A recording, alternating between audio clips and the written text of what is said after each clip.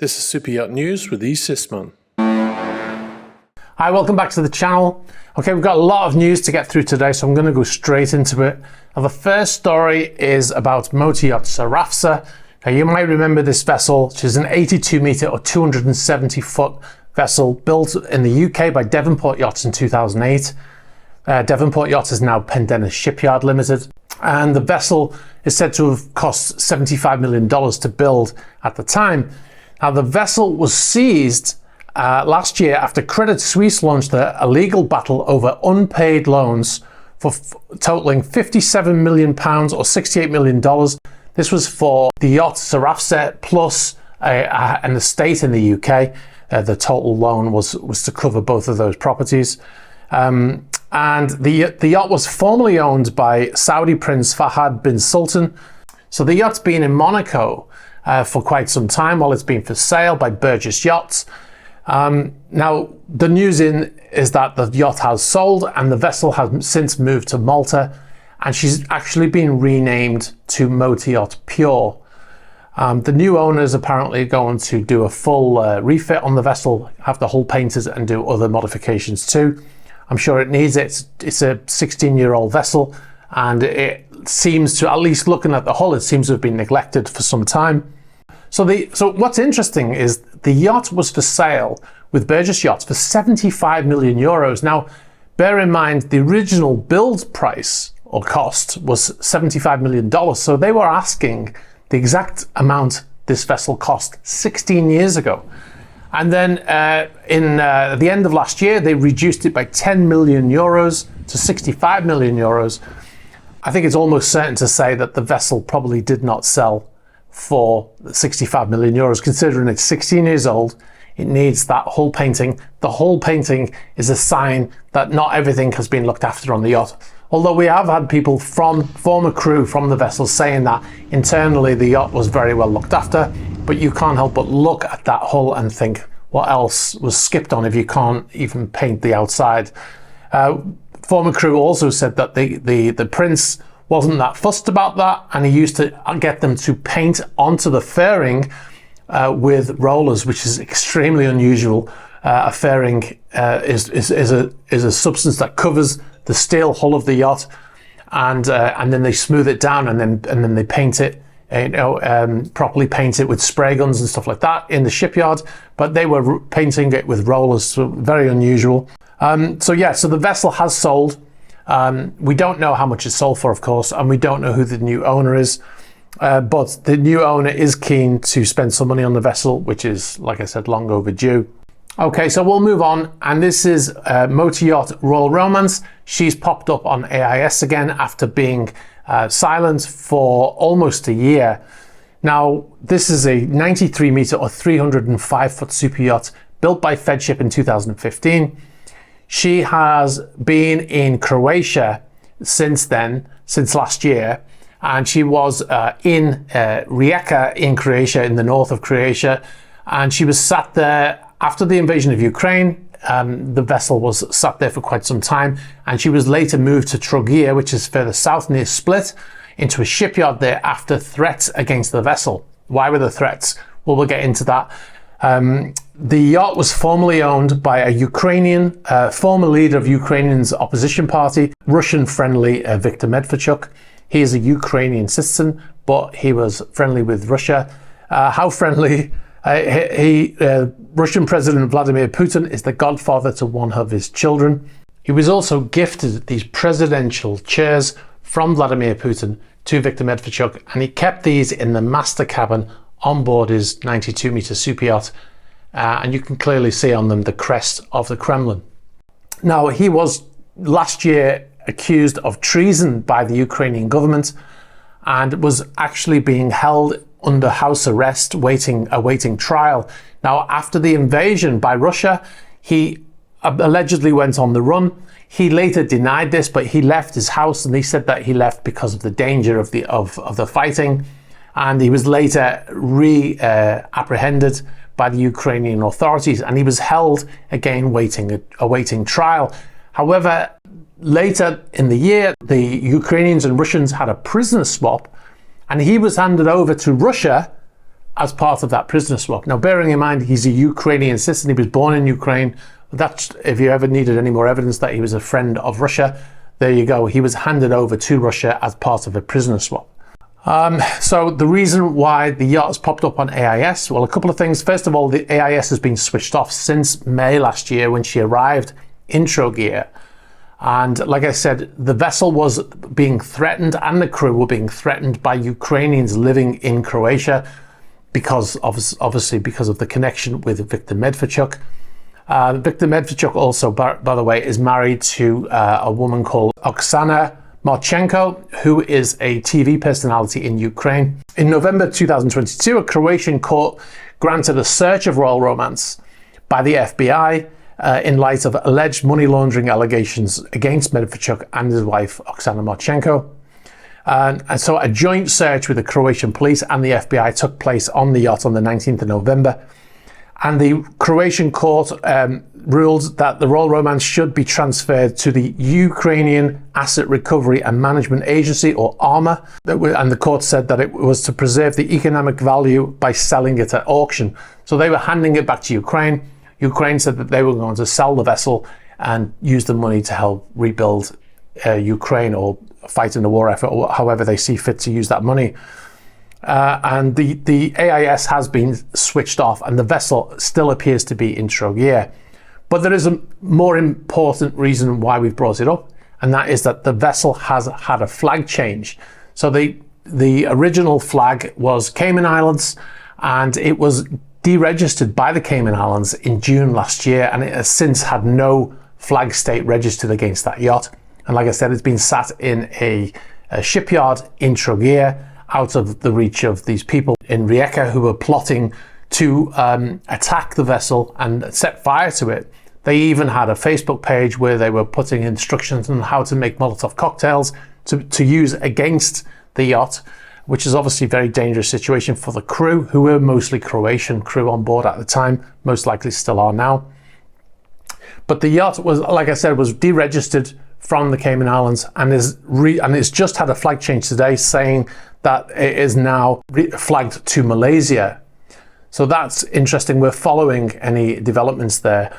On the IMO database, as you can see here, it still shows as unknown. And on the marine traffic information that we got through, it still shows as a Cayman Islands flag. It's that fresh because it takes some time for the changes to propagate into the system. And in the final straw for Mr. Medvedchuk, in terms of living in Ukraine at least, he was this year stripped of his citizenship by the government of Ukraine. So he is no longer a Ukrainian citizen. Anyway, we'll follow up with any developments on that story. Okay, so we'll move on. And this is about motor yacht Scheherazade. The 140-meter yacht was arrested last year in Italy. In the area where she was arrested, the locals refer to the vessel as Putin's yacht. The yacht was arrested in Marina di Carrara as they were preparing allegedly to leave the Italian Sea Group shipyard where she had been in dry dock up until that point. So the massive super yacht, later on in the year, the vessel's been in the dry dock since last year. Over a year it's been sat in this dry dock, and recently, a few months ago, the vessel was moved briefly to allow another yacht to go into the dry dock, a yacht called Motor Yacht Sea Pearl. And in actual fact, we got an email from somebody who was clearly on board that vessel telling us that the yacht was moving and not to jump to any conclusions. This was last year. We never reported on it at the time. The yacht moved out of the dry dock, allowed Sea Pearl to go in, and then Scheherazade went back into the dry dock, and then they took out all the water and they both went back into a dry dock situation. Well, yesterday the reverse happened and they reflooded the dry dock, and the Scheherazade came out, as did Sea Pearl, and Sea Pearl has gone alongside, as you can see from the marine traffic images here. Now look on marine traffic here. Scheherazade has been in that position for so long, she now shows up on the map on marine traffic. Now, it also, interestingly, completely unrelated to this story, if you can see just in front of Scheherazade, that is Motor Yacht Kensho, brand new yacht built by the Italian Sea Group. And you can see by the AIS broadcast that Kensho is actually back at the Italian Sea Group but docked on the other side alongside. So, like I said, that's completely unrelated to Scheherazade. But Scheherazade has, like I said, moved, and apparently she moved under her own steam and appears to be fully crewed, which is very interesting for a vessel that's been sat for a year without going anywhere. Very often when a yacht is being laid up like this, they will get rid of all of the people that they don't need, and they will just keep a minimum crew on board, obviously to save money, but this one appears to be fully crewed. They've also erected some sort of canvas covers to prevent people from being able to see what the crew is doing on board. Anyway, we will keep you updated with any developments in that story also. All right, so we'll move on to our next story, and this is about motor Alfa Nero. Now, if you've been watching the channel at all in the last few weeks, you'll know that Alfa Nero is in Antigua. She's been there for over a year, and she has recently been seized by the Antiguan government, and they're basically saying that the vessel has been abandoned. They tried to contact Andrei Guryev, who is believed to be the owner of the vessel, and the US government and many international authorities have all said that yes, he is the owner. However, his lawyers, his UK-based lawyers, have said that he does not own the vessel and he only ever chartered the vessel. So without an owner actually coming forward, the Antiguan government is now selling the vessel because they've said that it has become a danger to shipping, and the vessel is basically uncrewed now. What did have 33 crew on board when it arrived, in the last couple of weeks, that there was 5 crew left on board, including the captain, and the captain contacted the Antiguan government and said, look, the last of us are leaving very shortly. There's going to be this huge yacht left in Antigua uncrewed, and that is clearly a danger. If there was a storm, which there was last year, and the vessel actually left last year for a few days while the storm passed through, and then they went back in. So if that happened again, there'll be nobody on board. If it broke a mooring, it could drift out into the shipping lane, hit another vessel. So it is certainly a danger. Also, the vessel has unpaid fees of $500,000 for fuel and unpaid crew salary fees. Now, going back to the sale, the chief of staff in the office of the Prime Minister, Lionel Max, he made a statement and he said that they've received several bids. Several bids have arrived, indicating the interest of several persons wishing to acquire the Alfa Nero.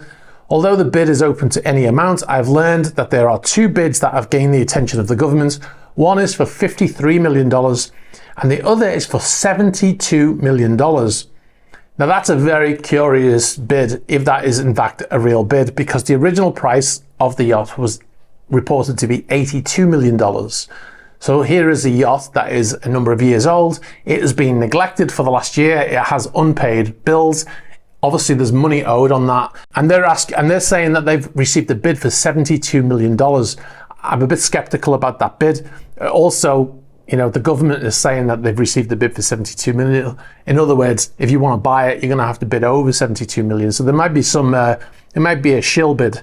You don't know. So this is what they've said. Also, the yacht was built for a little more than $81 million, and although it has fallen into disrepair, many still regard it as a fine specimen of a vessel and continue to show an interest in acquiring it for themselves. And then they also allege that one potential buyer has said that he will outbid any other buyer at the end of the auction. But the Chief of Staff, however, notes that since the bidding process is secretive, the identity of those who are desirous of purchasing the vessel will remain confidential. Now that seems to be a change to what they said originally, because they said they would announce who purchased the vessel. So I'm hoping that they still will do that. So what the government went on to say that the decision is now for the government to go ahead with the selection of the highest bidder for the sale of Alfa Nero, and that is likely to happen shortly. And they said any day now we will notify the person with the highest bid, and if that person and give that person the first option to buy the vessel, and then he or she has then 10 days and must provide financing to complete the sale. If that does not happen, the second highest bidder will get an opportunity to purchase the vessel. So that's a very interesting situation. Stay tuned. We'll update you when we know more. Hit that subscribe button and hit the bell for notifications if you want to know more about that as it happens. All right, so we'll move on to the next story, and this is a good one. This is a good one to finish with. The superyacht saves lives in the Caribbean. So a 37-meter or 120-foot sailing superyacht was involved in a search and rescue recently in the Caribbean. So the yacht was called Sailing Yacht Genevieve. Now they were at sea at 2330 hours or 11:30 at night, heading from Antigua to St. Martin, and they were near the coast of St. Kitts when the lookout thought he heard a faint scream. So they slowed down. They were using their engines at the time. They slowed down, and then they heard it again, and they both confirmed that it was indeed a woman screaming. They went into rescue mode. They got all people out on deck with flashlights, started to search. Now what they were actually about to find was a capsized boat that had been carrying migrants. This was literally, the boat had capsized and all the people had gone into the water, and they were literally dragging people out of the water, clinging onto barrels and parts of life rafts and stuff like that. So it was a really intense situation. Bearing in mind, 11:30 at night, it's the middle of the night, complete darkness. And they managed to find and rescue 16 souls from the water.